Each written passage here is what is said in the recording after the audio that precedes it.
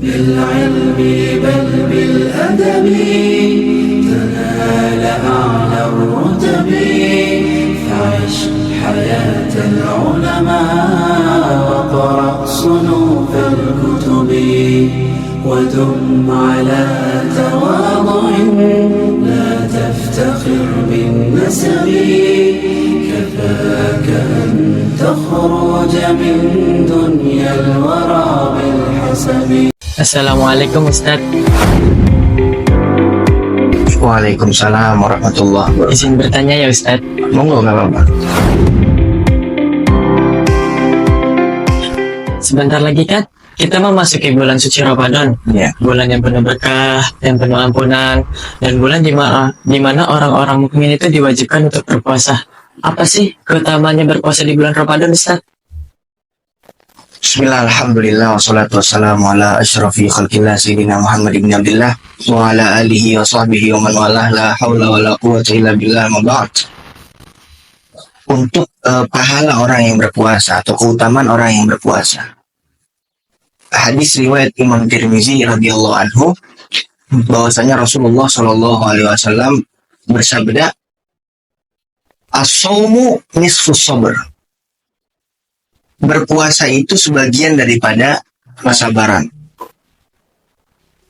Dalam riwayat lain yang diriwayatkan oleh Imam Abu Nu'aim dan Imam Al-Khatib Al-Baghdadi, as-sabru nisful iman. Kesabaran itu sebagian daripada keimanan. Dua hadis ini menunjukkan apa? Dua hadis ini menunjukkan bahwasanya berpuasa itu adalah seperempat daripada keimanan. Karena kalau misalnya puasa sebagian daripada kesabaran, sedangkan kesabaran sebagian daripada keimanan, berarti berpuasa itu adalah seperempat daripada keimanan. Jadi kalau misalnya kita umpamakan keimanan adalah lingkaran yang sempurna, maka sebagian lingkaran tersebut adalah kesabaran, kemudian sebagian daripada setengah lingkaran tersebut adalah berpuasa. Berarti berpuasa adalah seperempat keimanan. Berarti mereka yang tidak berpuasa di bulan Ramadan, mereka kurang sempurna keimanannya. Jadi lingkaran keimanan itu kurang seperempat. Mereka harus mengisinya dengan cara berpuasa Ramadan. Nah, mereka orang-orang yang berpuasa Ramadan berarti telah mengisi lingkaran keimanan yang sempurna itu, agar sempurna lingkaran keimanannya.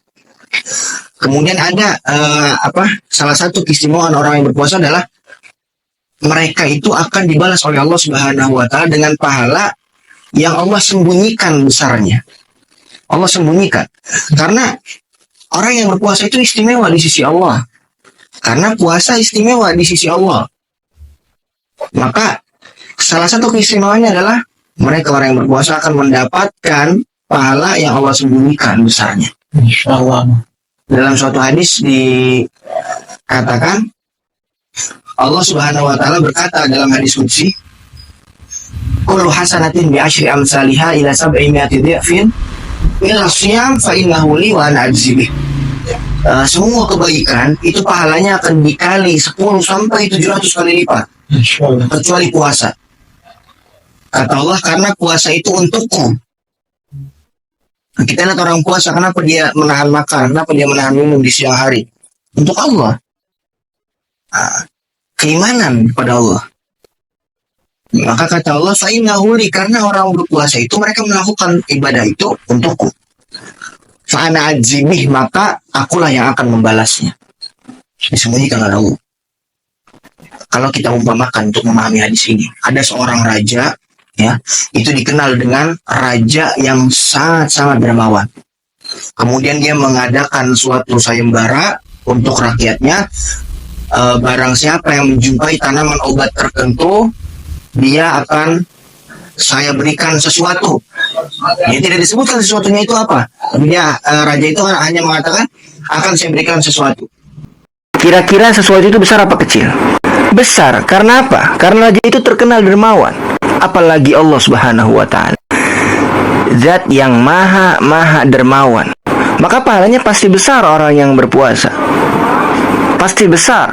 Kemudian juga di surga nanti ada pintu yang dinamakan pintu Ar-Rayyan. Jadi pintu tersebut itu tidak dimasuki kecuali hanya orang-orang yang suka dengan ibadah puasa. Nah, ini termasuk keutamaan orang yang berpuasa. Wah, Masya Allah sekali Ustaz. Banyak juga ya ternyata keutamanya berpuasa di bulan Ramadan. Banyak, dan ini hanya sedikit saja yang saya sebutkan. Masya Allah.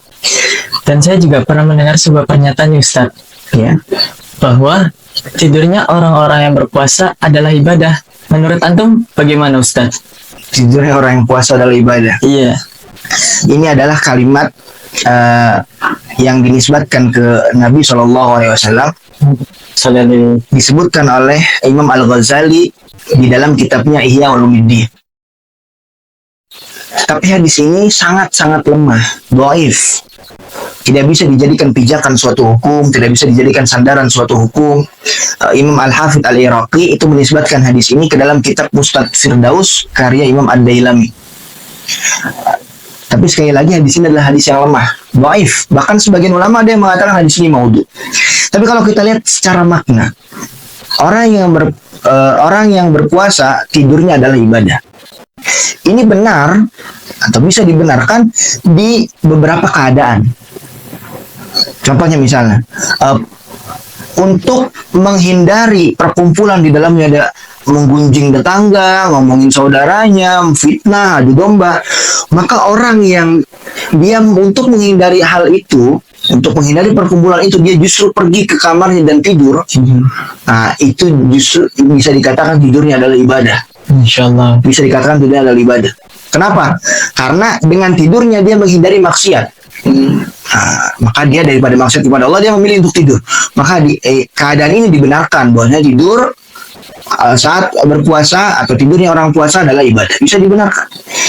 Tapi kan nyatanya justru hadis ini itu digunakan oleh orang-orang yang malas, ya kan? Iya. Mereka malas kemudian mengatakan, tidur itu ibadah, akhirnya memilih tidur daripada baca Al-Quran, daripada sholat Nabi SAW, ya kan? Iya.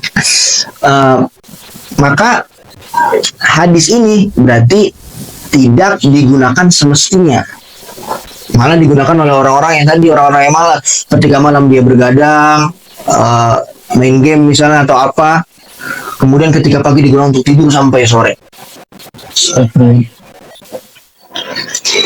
Kok bisa ya Ustadz? Di dalam bulan puasa masih saja ada yang bermaksiat. Sedangkan di hadisnya, kalau memasuki bulan Ramadan, setan itu dibelenggu, dirantai, dan juga tidak mengganggu manusia. Bagaimana Ustaz? Maksiat di bulan Ramadan dengan hadis Nabi SAW.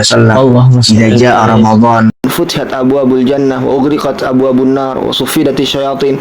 Kalau misalnya bulan Ramadan telah masuk, pintu surga dibuka, pintu neraka ditutup, kemudian setan-setan dibelenggu. Apakah hadis ini salah? Setan dibelenggu, kenapa masih ada yang maksiat? Nah, hadis ini sahih, dibenarkan. Hadis Nabi SAW. Tapi kalau kita lihat maknanya, sufidat syayatin, sofada yusufidu tasfid, itu dalam bahasa Arab artinya adalah dicegah. Jadi syaitan itu dicegah untuk menguasai manusia di bulan Ramadan. Untuk memahami hadis ini perlu memahami hadis lain. Itu hadis riwayat Abdullah bin Mas'ud, Sayyidina Abdullah bin Mas'ud radhiyallahu anhu. Ada syaitan yang menguasai orang muslim, ada syaitan yang membersamai orang kafir. Keduanya itu bertemu. Syaitannya yang menguasai orang kafir ini, ketika melihat syaitannya mukmin itu, syaitannya orang mukmin itu kurus, kasihan, kurus, kecil, dekil begitu. Sedangkan setan orang kafir itu gemuk-gemuk, besar-besar, bersih begitu. Bersihnya setan lah bagaimana? Dia ditanya oleh setan kafir, setan mukmin, kenapa kamu itu kurus?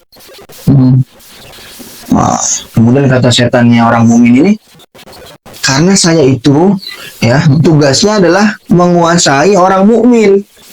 Sedangkan orang mukmin yang saya ingin ganggu ini adalah idza ta'ima zakarallah. Kalau misalnya dia makan, dia menyebut Allah, dia mengingat Allah. Idza syariba zakarallah. Kalau dia minum, mengingat Allah. Idza nama zakarallah. Kalau dia tidur, mengingat Allah.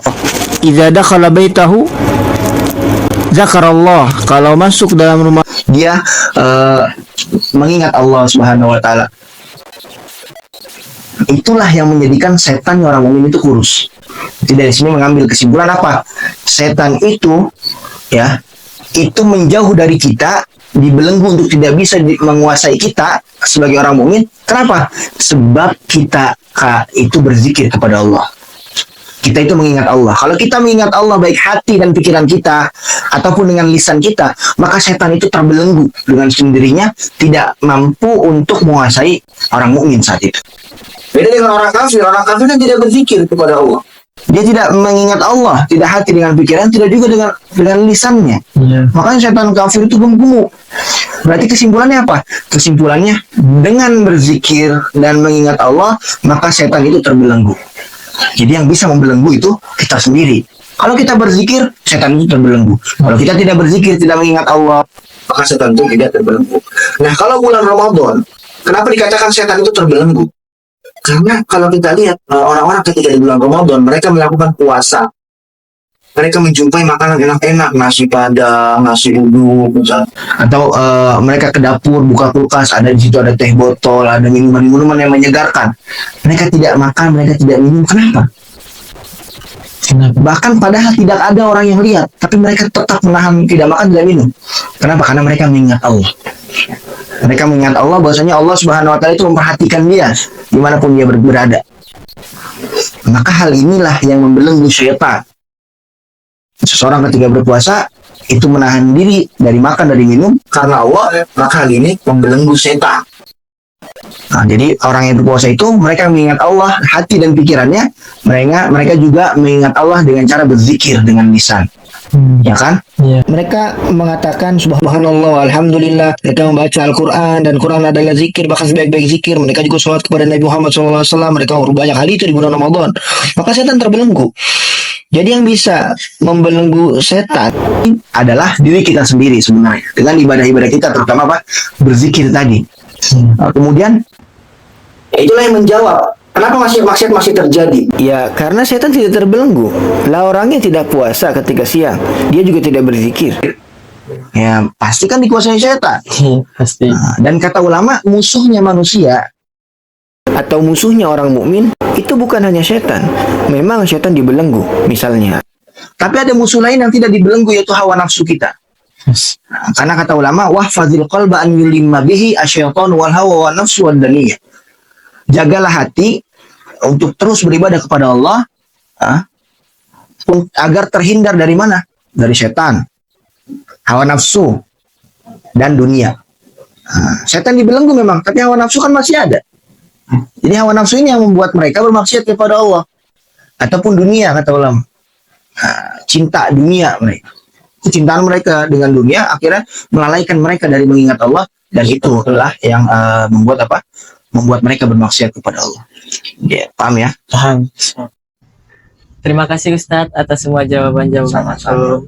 Semoga kita semua mendapatkan ridho dari Allah Subhanahu Wa Taala di dalam bulan Ramadan ini. Amin, amin, ya rabbal Amin ya alamin. rabbal alamin. Terima kasih banyak. Saya pamit undur diri ya Ustadz. Assalamualaikum warahmatullahi wabarakatuh. Waalaikumsalam warahmatullahi wabarakatuh.